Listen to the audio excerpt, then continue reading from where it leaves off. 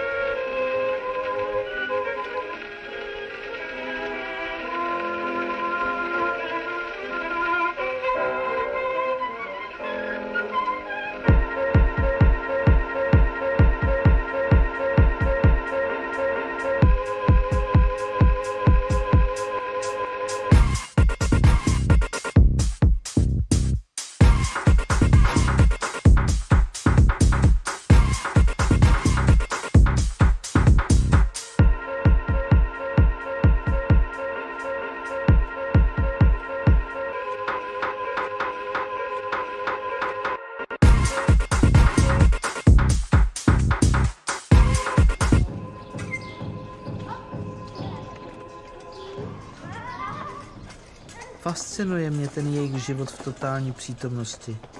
Jakoby neexistoval zítřek. Pro mě jsou to spřízněný duše. I oni jsou vyděděnci ve vlastní zemi.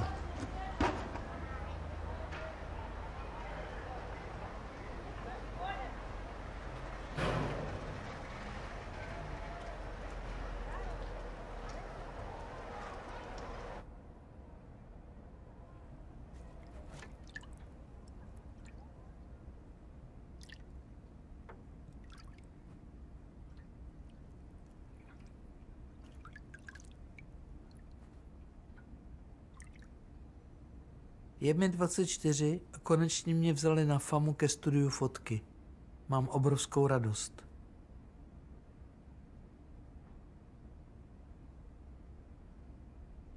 Proč to fotíš, ptají se mě ve škole.